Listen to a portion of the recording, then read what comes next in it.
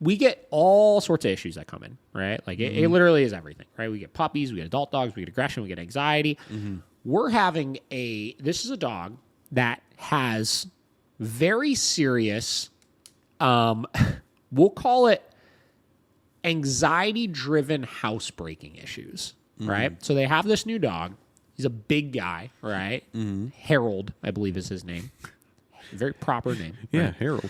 And Harold is having some real serious issues with having explosive shits all over the house and in his crate.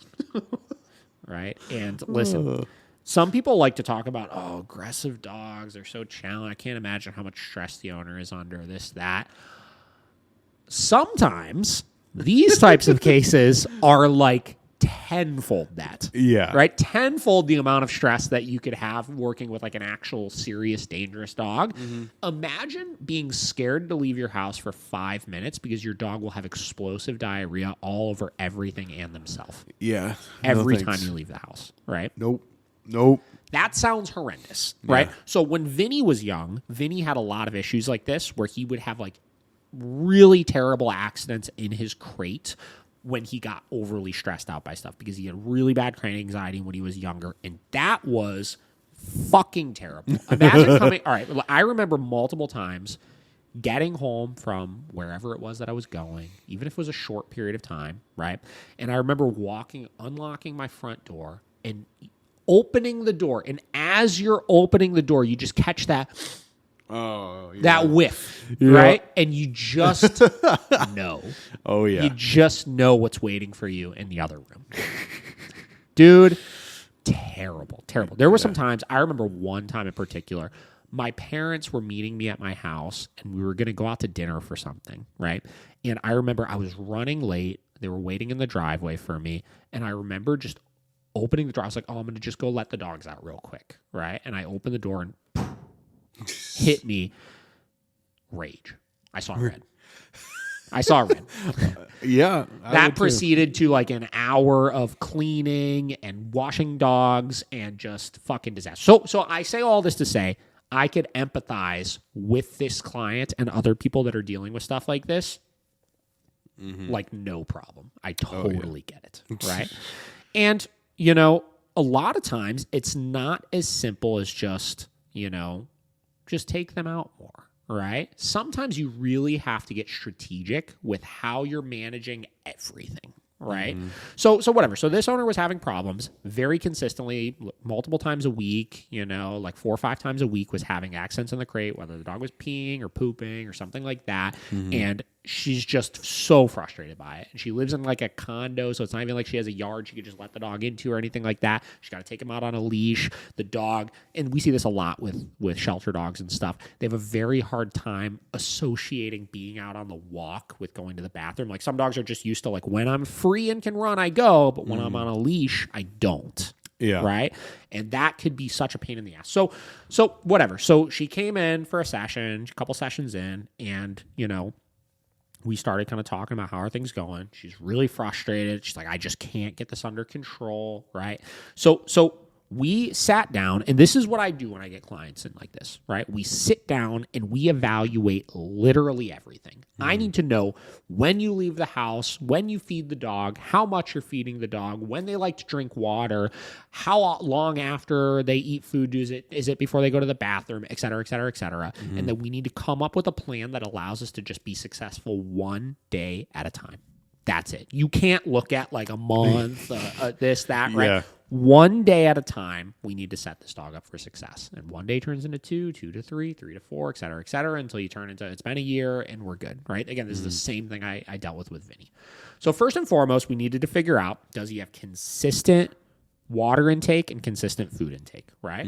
Water has not been a problem, right? He doesn't really drink a ridiculous amount of water, and most of his accidents are not him peeing, right? So that was an easy one, right? We came up with a plan, right? And luckily she's working from home right now, so she doesn't really leave the house that much to begin with, so we're able to be extra diligent about this to kind of start setting some routines, right? And, we put in place a general protocol where, okay, he's got access to water all the time. If you notice that he's guzzling a ton of water, right, You need to set an alarm on your phone, on your microwave, something like that for 15 minutes, right? Take him outside in 15 minutes and let him pee. Bring him back in. As soon as you get back in, set another alarm for 15 minutes. Take him out again, let him pee, right? The reason why we did 2 of them like that is, again, let's look at this like humans, right? If you chug down a 48-ounce thing of fucking water because you just worked out at the gym really hard or something, you have to pee multiple times to clear all that out, right? Yeah. I know me. If I drink a ton of water, I'm peeing 3 times over the next hour, right? Dogs are no different than that if they're guzzling a ton of water. And most people make the mistake. You hear all the time, right? I took my dog out and they went and then I brought him in and they had an accident inside when I brought him in. But they just went outside. I was like, well, they still had stuff in them. Yeah. Right? So you got to be diligent about that. So that's how we start addressing the water intake, right? Is we be mindful of when he's having a lot of water all at once, right? And then we take him out multiple times, not just one, right? And that teaches him to start holding the bladder for the next time, because it's not like one time and then we don't let you out for 5 hours. It's one time and then in like 15 or 20 minutes, I'm going to let you out again. So just hold it, right? The other thing, a lot of people when they're having dogs have accidents, like when they're peeing a lot in the house, a lot of people like to play this game of managing water, right? Meaning like we see this a lot where people are like, well, I'll just give them a little bit with mealtime. I'll give them a little bit and take it away and then put it down again and take it away. And I promise you that's the worst thing you could do with dogs that are having a lot of accidents, right? All you are doing is teaching the dog to fucking guzzle water every time you set it down, right? Because you're saying it's only available now for 2 minutes. So during these 2 minutes, chug down as much of it as you possibly can. Yeah. You need the dog to hit a point where they realize water is not a scarce resource. It's going to be available all the time. So just drink it when you're thirsty. That's it. And what you'll find is over time, because Vinny had a problem with this as well. He would just guzzle fucking water, right? And as I started giving him more and more access to it, he just goes over and gets a couple sips every now and then. And we don't have as many issues with that because his intake is regulated better, right? Yeah. The only times I notice him guzzle it, and the only time I notice other dogs guzzle it in situations where they're having a lot of accidents is maybe right when you let him out of the crate or something. And that's where you just got to set your timers. 15 minutes, maybe even one more for 15 minutes to set yourself up for success, and then you're good to go, right? Yeah.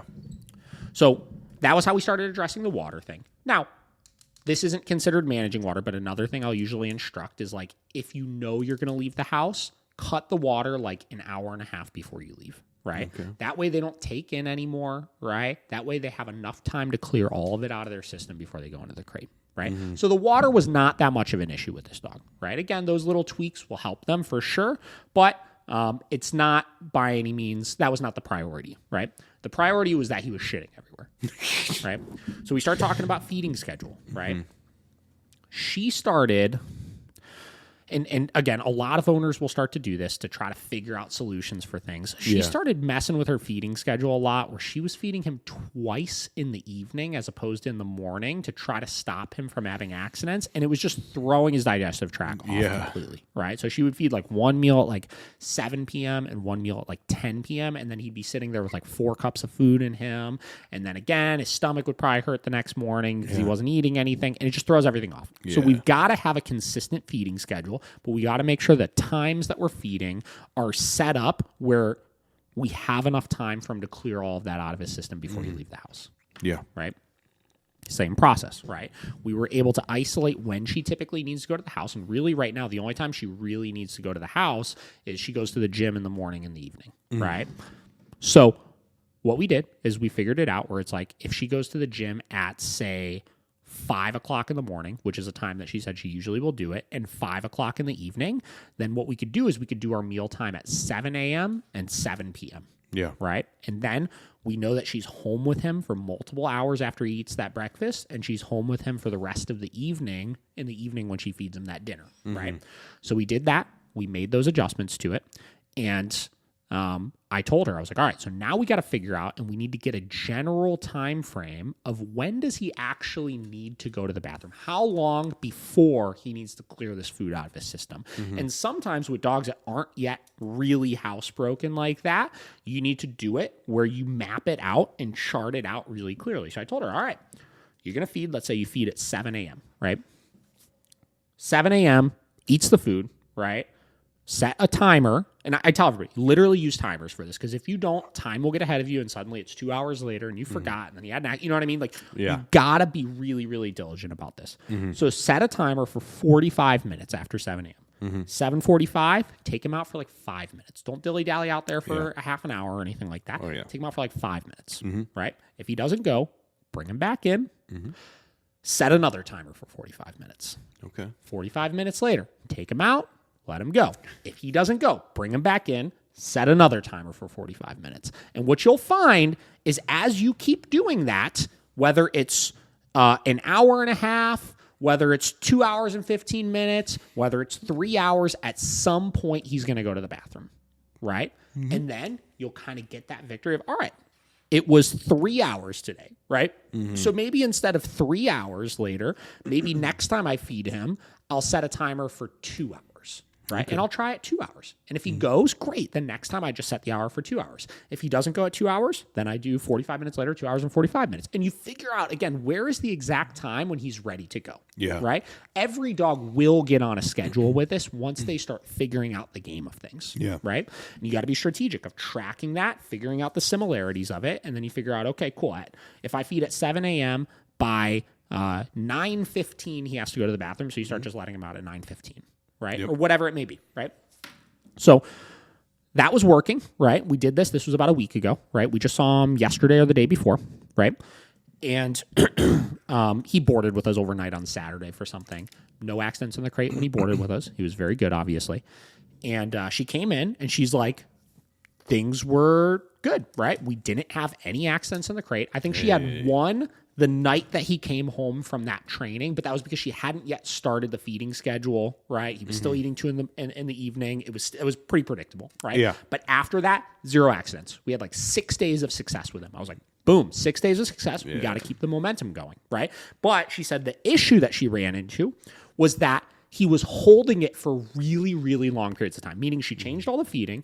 She's been being mindful and taking him out every 45 minutes and stuff like that. But she gave me the example of like that night, like he hadn't pooped in like 24 hours. He was just like holding it. Right? She's like, I'm taking him out every 45 minutes, but it just hasn't clicked yet that outside means go. Right? He literally just hasn't learned it yet. It's not like he was being disobedient or anything. He was just holding it, like waiting for whatever, right? He hasn't realized that it's okay. So we took him out back. We were able to kind of, get him to engage, sniff around, stuff like that. We got him to go out there. And the other thing she said was the next day was going to be the first day in a while she needed to leave him in his crate for 8 hours, right? So I was like, all right, well, again, we need to keep the success going. We know 8 hours is going to be really challenging for him, so here's what you're going to do. I was like, to keep him successful, we just got him to poop tonight, meaning he cleared out everything from the last 24 hours. And sorry, guys, this is a poop and pee podcast today, right? So we got him to clear everything out of his system, right? And I told her, I was like, we need to keep him successful tomorrow, right? He ate his dinner already tonight. We got him to poop already. I was like, don't feed him breakfast in the morning.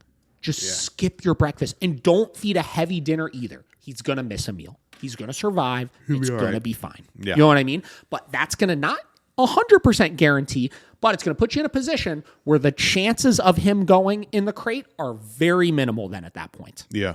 Right?